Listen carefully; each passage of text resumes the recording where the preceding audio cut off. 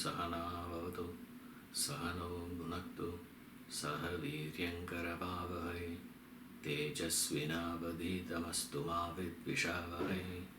Om Shanti Shanti Shanti.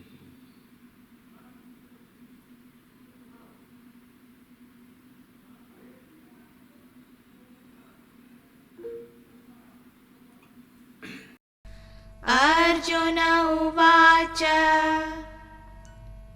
Sthane Rishikesha Tava Prakirtya Jagat Prarashyatyanurajyate cha Rakshamsi bhitani disho dravanti Sarve namasyanti cha siddha sanghaha. Arjuna Uvacha Sthane Rishikesha Tava Prakirtya Jagat Prarashyatyanurajyate cha Rakshamsi bhitani disho dravanti Sarve namasyanti cha siddha sanghaha.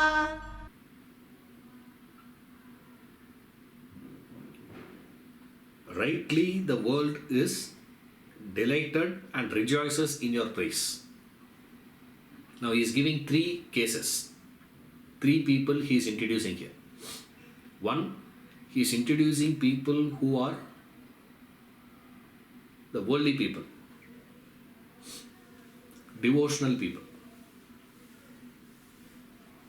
the bhaktas, or you can call them as layman, if at all you want.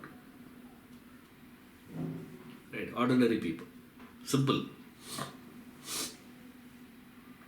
ordinary people. What do? They just do two things. What do, sir? They are delighted and they are rejoicing. Rightly so. That's the best part of it. Rightly, the world, the Jagat. Now here the word Jagat is not doesn't include the objects, only beings here. Jagat means beings. All the beings in the world classified into three categories.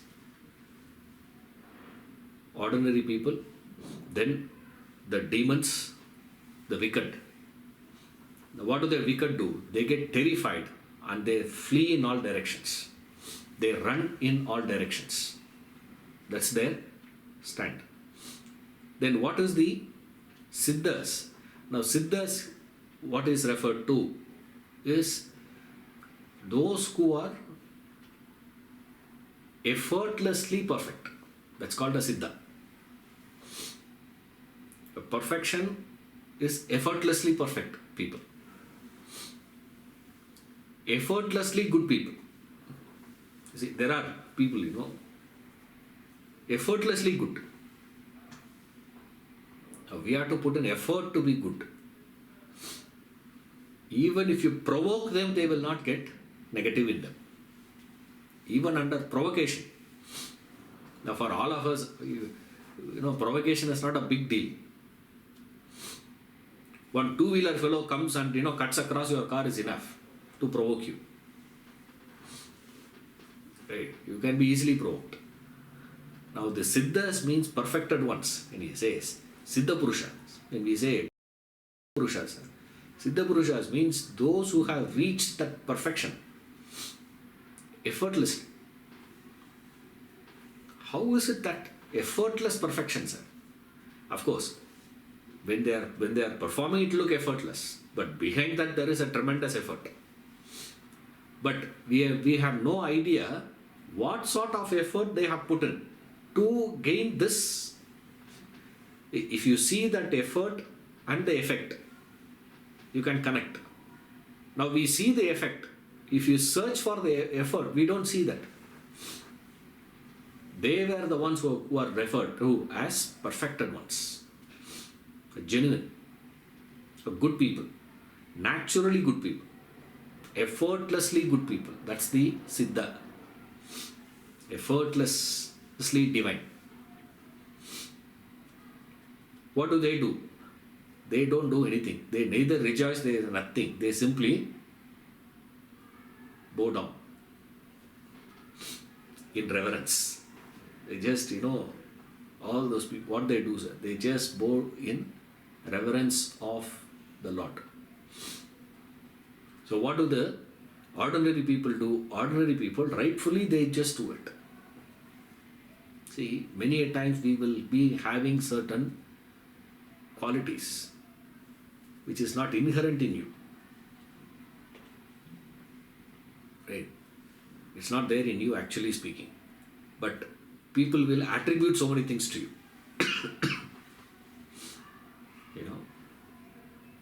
Oh, people come and tell me, Guruji, I say, please stop. Because you don't know the meaning of the word Guru. Who is qualified to call someone to be a Guru? It's only a Sishya. Right?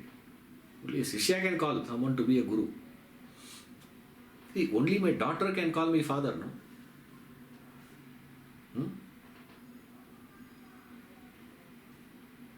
I'm giving simple example. Better example would be, only my wife can call me husband, no?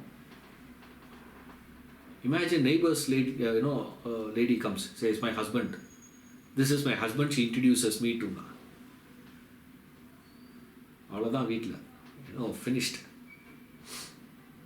Isn't it? How that will be allowed? That cannot be allowed, you say. Why? Same way, there is a sanctity, to claim someone to be my wife, someone to be my husband, there's a sanctity. There's something about it. He is as good as my father. We can say that. In fact, he is superior to my father also, I can claim somebody. There's no problem, isn't it? I say, this is as good as my daughter. Correct. Irrespective of age. I have many daughters who are, twice my age. People wonder, how is it possible? They say, yeah, I have. Now what do you want me to do? Because they are far, but then they are what to me? I treat them only as that. Correct. You will not have any issue, isn't it? But imagine the same way. You can't transfer that same idea to husband and wife. That's why we always say better half. You always introduce the other person as better half. Very nice expression. Because this half is useless. Always. The other half is a better half. Always. From both ends. Why? Same way. There are certain things which are sanctified words. Don't simply use it without realizing what is the meaning of those words. Now today we start using these words left, right, center. So he uses 3 different words to people. What is it? Ordinary people. He says this, the Jagat, in the world, there are ordinary people in the world. Same way we have people who are of demonic, the Rakshasas, the demons, wicked people, meaning those who follow adharmic, the adharmic people. They are terrified and they run in all directions. Why? Because any direction they go, they meet with pain, suffering in life. Anywhere they go, they are in problem. So what are they doing? Every moment they run in a particular direction and then again take a deviation, again divert. Why? Because in every direction they travel, there is a pain. So to escape that pain, they have to move in another direction. Escape from that pain, move in another direction. Escape from that pain, move in another direction. What they don't realize is the pain is not coming from there. The pain is coming from the adharma that they carry within. Is that, stupid, the dog's logic. Before chewing the dry bone, there's a dog. It started chewing a bone, dry bone. And the broken piece of it starts poking the gums. And when it starts poking the gums, starts bleeding. More it's bleeding, that warm juice that's coming, the dog starts enjoying it. And it starts chewing more. More chewing, more it pokes to places and more blood comes. And the logic of the dog is, before chewing the bone, no juicy, warmth thing I got. Now I am having warm, juicy thing I am enjoying. Therefore, it must be coming from the bone. This is the logic of the dog. Same way, our logic also. Before this, no. After that, this. The dog will realize only when it starts eating the next meal. And then somewhere down the line, it will say enough of all this and stop it. After stopping that, what will happen? Full mouth is poked all over the places, the gums all gone, torn apart. What happens? For another 10 days, it cannot eat anything. Anything taken to the mouth is a problem. And the dog thinks something wrong with the food. It never understands something wrong with its teeth, its gums. The problem is there, not outside. Same way here. Arjuna says, the world is rejoicing. The praises that is given on God is not something undeserving. You deserve it. Rightly so, he says. That's why it's very important. The word rightly.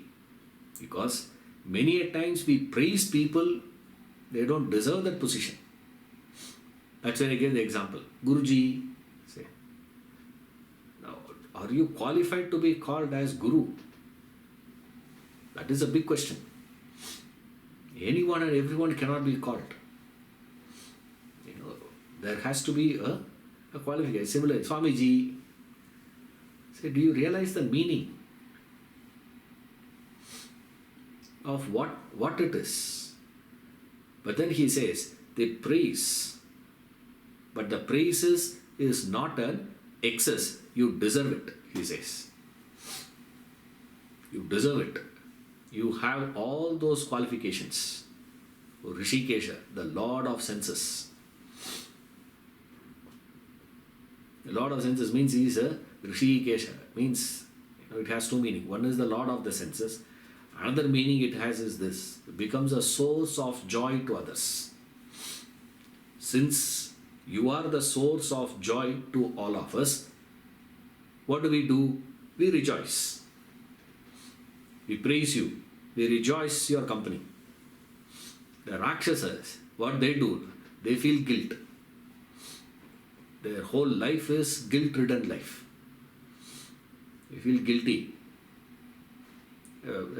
Best with, is it with fear? Why they are full of fear is because any direction they go, their ego gets challenged. Wherever they turn, in every relationship, their ego is challenged. That's called the demons, Rakshasas. This means your ego gets challenged. Now, every time the ego gets challenged, you try to run, escape from the problems. Running in all directions, terrified, they run in all directions. Why they are running in all directions? They are escaping from the problems. Because any direction they go, there is a problem for them. So what to do? Escape. Whereas the Siddha Purushas, what they do now? They just bow down. What is the sign of bowing down? Now we need to understand, sir, what is the difference between the devotional people and the Siddha Purusha?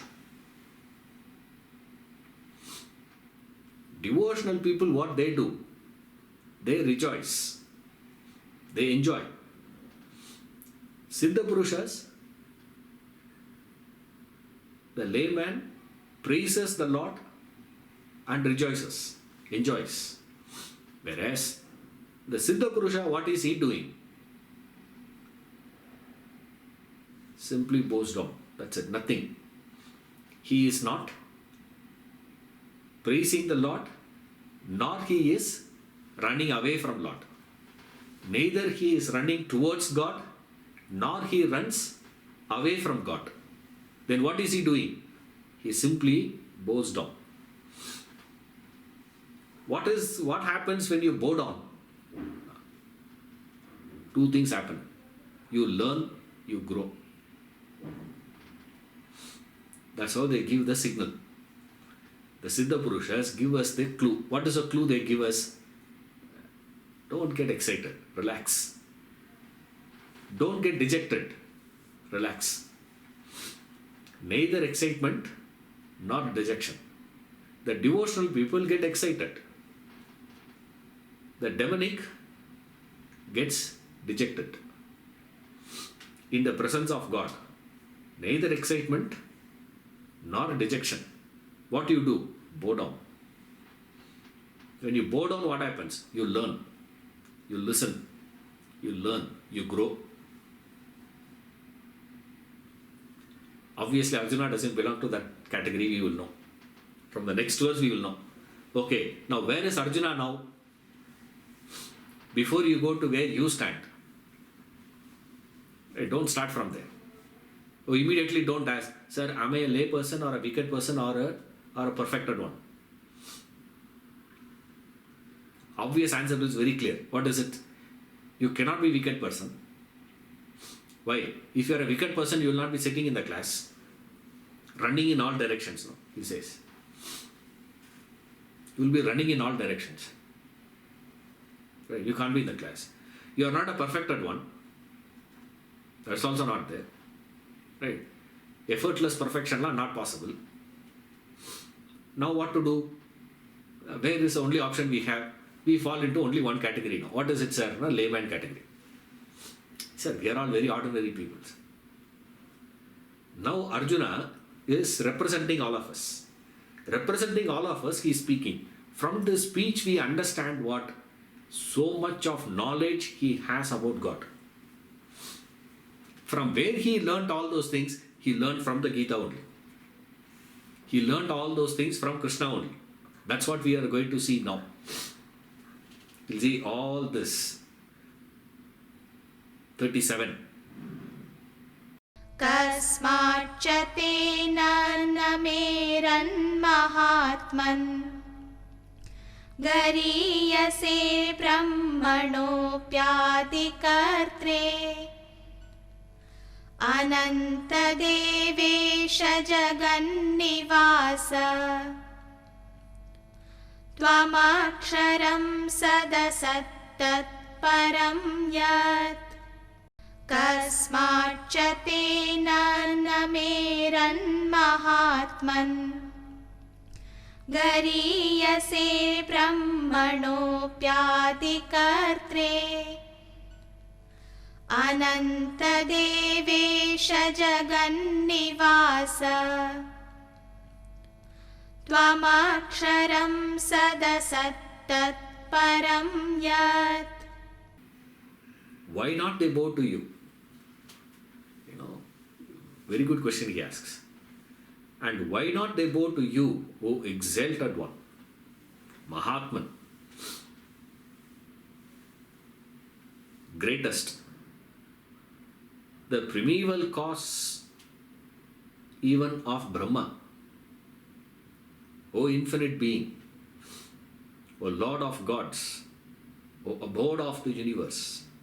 You are the imperishable, the being and non-being, that which is supreme. See, all these words he has learnt. So from this we understand he has more knowledge about God. So Krishna had given him the knowledge of God. Also he has triggered fear in Arjuna. Without knowledge, he can't be explaining all this. All these words will not come out of his mouth. Imagine, someone might ask you, can you describe God? What will you say? How eloquent you can be. Right? Describe. Nowadays, they have these programs and all they do between husband and wife, They call the couples and then, they, take them to 2 different rooms. They'll ask, which is your wife's, favorite color? And that fellow says blue. They'll ask the same question, what's your favorite color? That lady has already told pink. They say, what do you know about your wife? You don't know anything about your wife. Same way they ask about husband also. Who is his favorite actress? Who is the husband's favorite actress? This lady will say one name and that fellow would be giving some other name.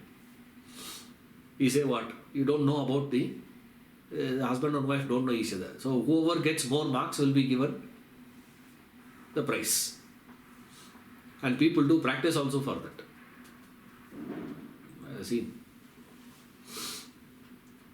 Now how eloquent you can be when someone were to ask you to speak about your God.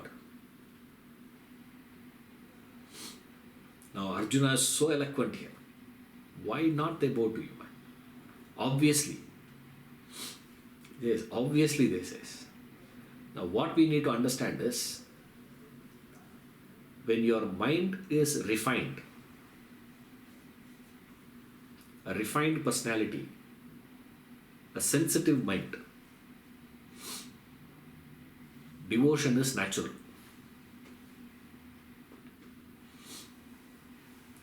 The mind which is not sensitive, refined,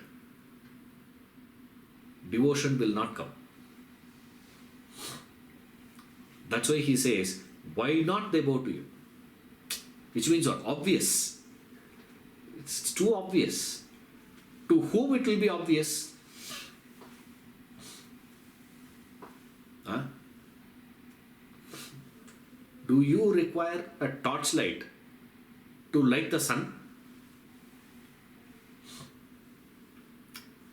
When sunrise happens, even a blind man can identify whether it is day or night. Correct? How? They can feel that light. Why? So powerful, so blazing, so dazzling it is. Same way, the glory of yours is so dazzling. How can anyone miss it? Our problem is where to see God. His problem is, how can you not see God? I am stuck in between. Now you will ask me, sir, where to see God? You tell me. Arjuna says, how can they not see God? He is everywhere. So powerfully present. Why not they bow to you? Who? The Siddha Purushas. He is referring to whom? He is starting from Siddha Purusha. Why not they bow to you? Who was bowing down? Previous ones. Who was doing that? Siddha Purushas were doing it. So he is talking about who now? He is talking about the Siddha Purushas. Why how? Because they have such a sensitive, refined mind. Therefore, to them, devotion is natural. Right? For not so sensitive mind, it demands a strong expression, manifestation of the divinity. it's very simple to understand. When a miracle happens, it's easy to recognize, no, divinity. Isn't it? Something out of the blue happens.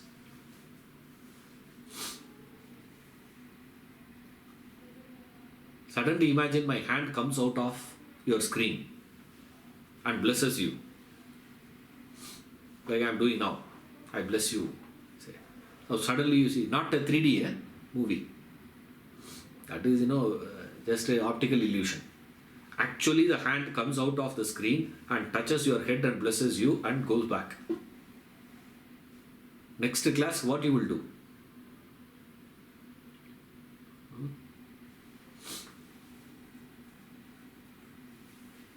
You will not even come for the class actually. You will be so scared. After that, what you will think of Ishwaran? Imagine something I do like that. Next time when you see Ishwaran, how will you see him?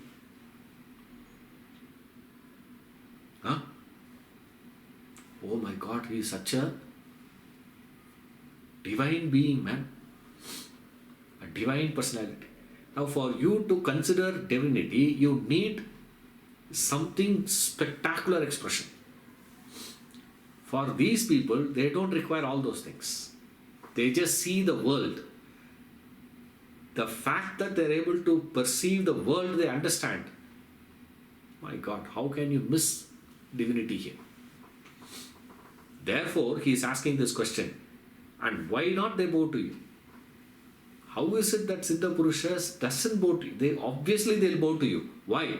Because you are of this. What are you? First thing, he says, Mahatman.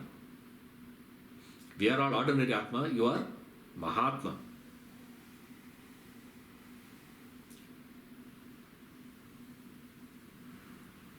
What are you? You are the primeval cause of even Brahma. You are the cause of Brahma. All know that mythologically. You know that, no? The story. Vishnu, whose navel comes that lotus. From the lotus, he created Brahma, and then he contracted. The contract of creation was given to Brahma. After that, what was he doing?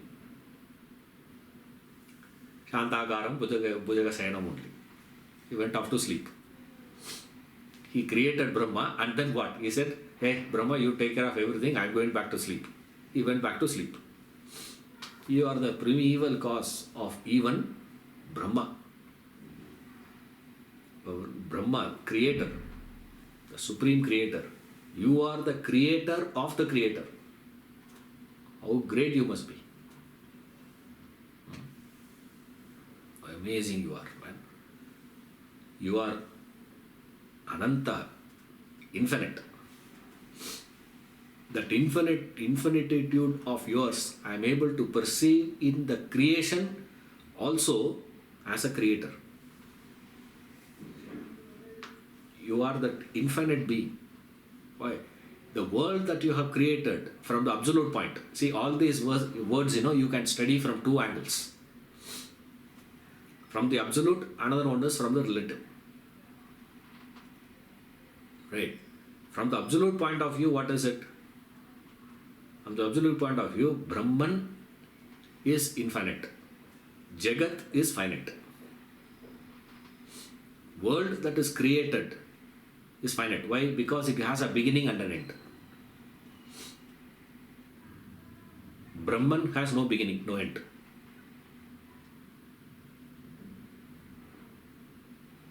Ananta. When you come to study the same thing from the relative level, we'll say the world, that creation itself is limitless. Is there a limit to creation? The potential, if you see, potential of that creation, if you see, is so vast, it's inconceivable. Potentially. So, from the relative point of view, the creation is also limitless. From the absolute point of view, Brahman, which is a substratum, has no beginning, no end. Therefore, what is it, sir? Ananta. Devesha.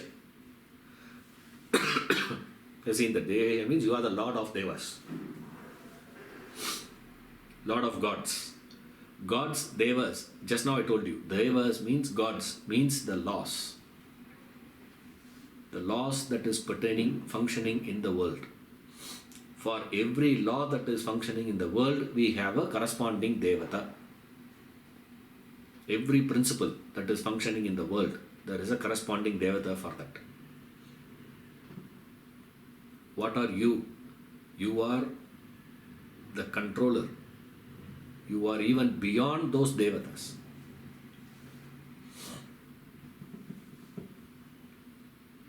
Jagannivasa.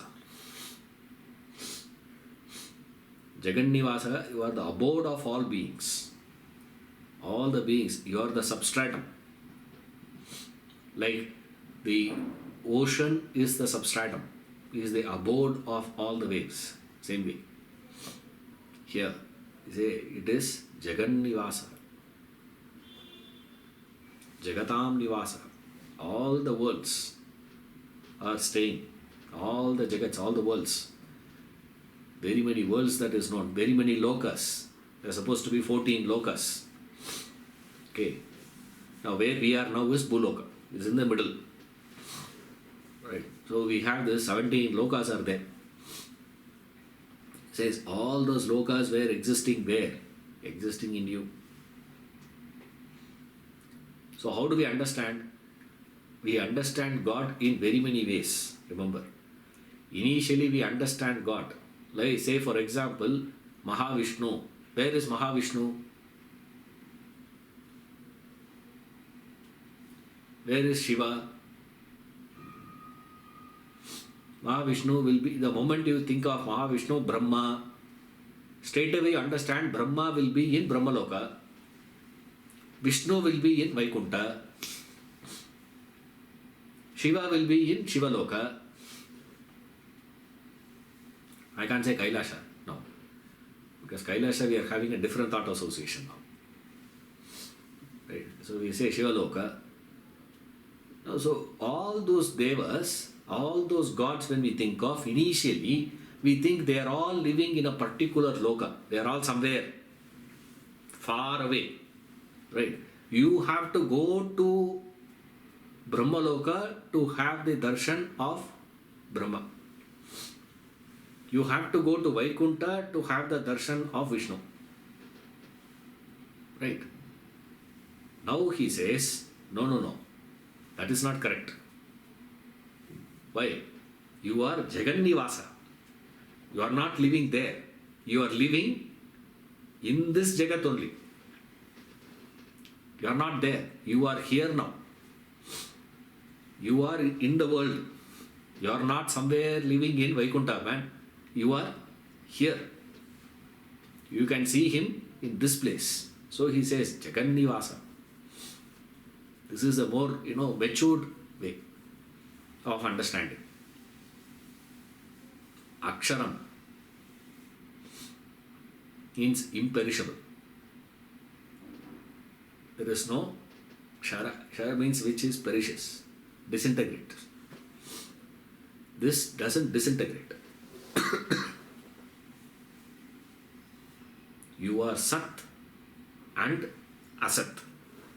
Now these words Allah we have seen many times, so that's why I'm not explaining again and again these words. Akshara means imperishable. The pots are perishable. The clay is imperishable. Ornaments perishable. Gold imperishable. Right. So if you want to have the darshan of the clay, there you should go Jagannivasa. It is in the pot only. There is no necessity for you to go in search of clay somewhere to be existing. No. It is in the pot only. That way he says, Aksharam, imperishable. Sat, and Asat. Manifests as being and non-being. It is manifesting as being and non-being. That which is supreme, Param. Brahman is beyond, is supreme. Yes. All these words, it's not that Arjuna has understood all those things. Remember, it's not necessary that Arjuna has an understanding about all this. But one thing for sure, he has knowledge of God. And he just goes on continuing. त्वमादिदेवः पुरुषः पुराणः त्वमस्य विश्वस्य परं निधानम् वेत्तासि वेद्यं च परं च धाम त्वया ततं विश्वमनन्तरूप त्वमादिदेवः पुरुषः पुराणः त्वमस्य विश्वस्य परं निधानम् वेत्तासि वेद्यं च परं च धाम त्वया ततं विश्वमनन्तरूप. Says, you are the primeval God, the ancient Purusha, supreme abode of this universe.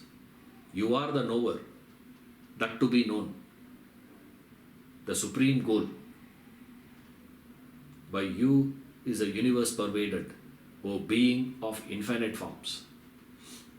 Just words, okay? There's no specific understanding Arjuna has gained from these things. He just got this idea. This Adideva is this unmanifested reality manifests in many forms as Devas. There is that unmanifested Brahman manifests as many things. That's called personified gods. Personifications. Purana Purusha. Purana means ancient. Means beyond time. He is beyond all time. Param Nidhanam. Is abode. The ultimate support. You are the Adhara. You are the substratum. You are the supporter of this world. See, these words Allah, no. We have to study, means we go into a detailed analysis. In fact, in Chandogya Upanishad, there's a portion, Bhuvidya, there's a portion there. 7th chapter, Chandogya Upanishad does this analysis. What is the Adhara for what? This is the Adhara for this, this is the Adhara for this, this is the Adhara for this, this is the Adhara for this. There's a explanation. How beautifully, Narada was taught by Sanat Kumara there. Narada stands as a student, Sanat Kumara as a teacher. There, he gives this analysis. How beautifully he goes on explaining how Brahman is a finally substratum. For example, I am sitting now. What is the Adhara for me to be sitting now is a chair. If the chair is not there, I cannot be sitting. Same way. The chair is standing how? Because of the flooring. If the flooring is not there, chair cannot. So floor is the Adhara. The floor is there. Why? Because of the foundation. The building. What is Adhara for that? This. What is Adhara for this? Finally you come. For everything Adhara is the earth. Earth is the Adhara for everything. And then from there continue. They analyze. How they go. Finally, he comes to a final conclusion. Brahman is the substratum. Then Narada asks a question. Now, what is that which is supporting that Brahman? To which Sanat Kumara gives a beautiful reply. He says, Brahman supports itself. It doesn't require another thing to support. I support myself, he says. The entire universe is resting on Brahman. Like the waves were all resting on the ocean. Same thing. You are the knower. Finally, who is the knower? You are the knower. Then you are to be known, Vedyam. You are that, the pursuit. You are to be known. Pursuit of Krishna. I start inquiring about Krishna, I come to Vishwarupa. I inquire into Vishwarupa, where you land. I want to know your original Swarupa. Show me that form of yours. Krishna showed that Vishwarupa. Now what is the original form of that Vishwarupa? That you are, he says. Parandama, supreme goal. You are the final goal to be pursued by anyone. Ultimate goal. You are all this. There are two ways of understanding it. One, we say Arjuna has the knowledge of God. Since he has knowledge, his bhakti developed. Without knowledge, bhakti cannot come. Not possible. Sir, by knowledge on its own can it happen? As I said earlier, no. Knowledge should be happening in the backdrop of bhaya. With that bhaya, you should gain knowledge. Then that bhaya will transform itself into bhakti.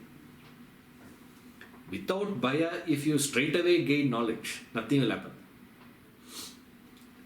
If you stay with bhaya, also nothing will happen. That's what we understand here. Arjuna had both in him. Therefore, that devotion, that surrender happened in Arjuna. Right. More, let's see in the next class as to how he is expressing his devotion and all that. See you.